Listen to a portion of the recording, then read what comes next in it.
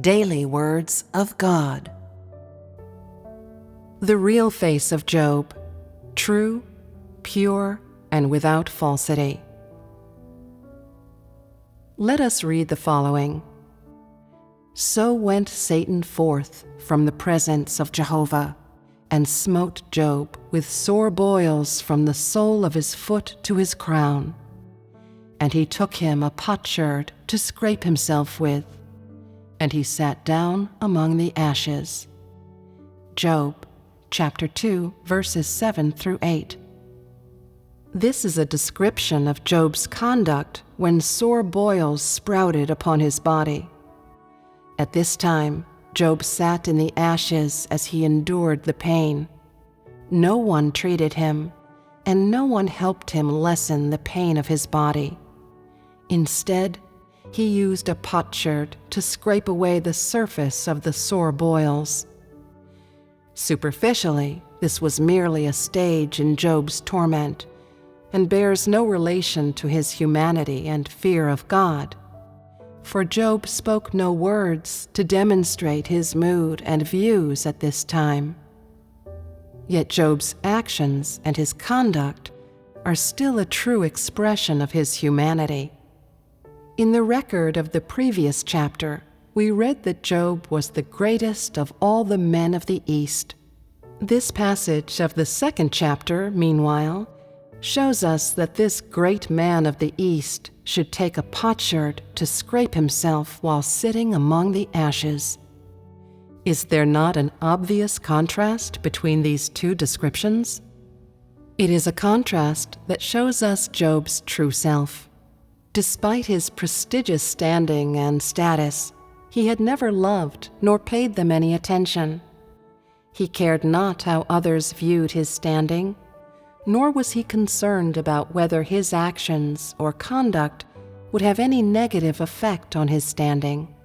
He did not indulge in the riches of status, nor did he enjoy the glory that came with status and standing. He only cared about his value and the significance of his living in the eyes of Jehovah God. Job's true self was his very substance. He did not love fame and fortune, and did not live for fame and fortune. He was true and pure and without falsity. Job's separation of love and hate. Another side of Job's humanity is demonstrated in this exchange between him and his wife. Then said his wife to him, "Do you still retain your integrity? Curse God and die." But he said to her, "You speak as one of the foolish women speaks. What, shall we receive good at the hand of God, and shall we not receive evil?" Job chapter 2, verses 9 through 10. Seeing the torment he was suffering, Job's wife tried to advise Job to help him escape his torment, yet the good intentions did not gain Job's approval. Instead, they stirred his anger, for she denied his faith in and obedience to Jehovah God, and also denied the existence of Jehovah God. This was intolerable to Job, for he had never allowed himself to do anything that opposed or hurt God, to say nothing of others. How could he remain indifferent when he saw others speak words that blasphemed against and insulted God? Thus he called his wife a foolish woman. Job's attitude toward his wife was one of anger and hate, as well as reproach and reprimand. This was the natural expression of Job's humanity, of differentiating between love and hate, and was a true representation of his upright humanity. Job was possessed of a sense of justice, one which made him hate the winds and tides of wickedness, and loathe, condemn, and reject absurd heresy, ridiculous arguments, and ludicrous assertions, and allowed him to hold true to his own correct principles and stance when he had been rejected by the masses and deserted by those who were close to him. The kind-heartedness and sincerity of Job.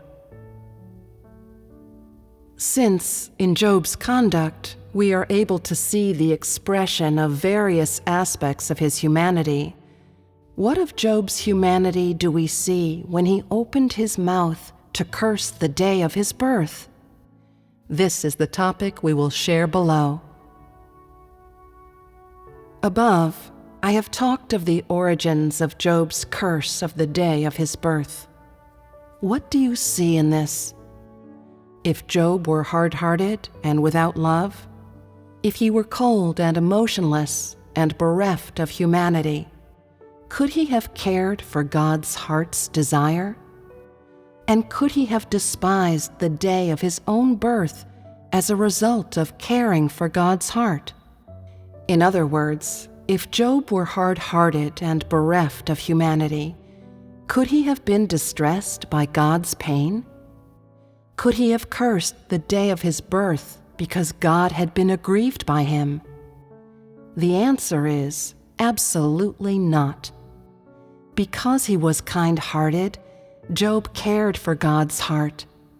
Because he cared for God's heart, Job sensed God's pain. Because he was kind-hearted, he suffered greater torment as a result of sensing God's pain. Because he sensed God's pain, he began to loathe the day of his birth, and thus cursed the day of his birth. To outsiders, Job's entire conduct during his trials is exemplary. Only his curse of the day of his birth paints a question mark above his perfection and uprightness, or provides a different assessment. In fact, this was the truest expression of the substance of Job's humanity. The substance of his humanity was not concealed or packaged or revised by someone else. When he cursed the day of his birth, he demonstrated the kind-heartedness and sincerity deep within his heart. He was like a spring whose waters are so clear and pellucid as to reveal its bottom. Having learned all this about Job, most people will undoubtedly have a fairly accurate and objective assessment of the substance of Job's humanity. They should also have a profound, practical, and more advanced understanding and appreciation of the perfection and uprightness of Job spoken of by God. Hopefully, this understanding and appreciation will help people embark upon the way of fearing God and shunning evil.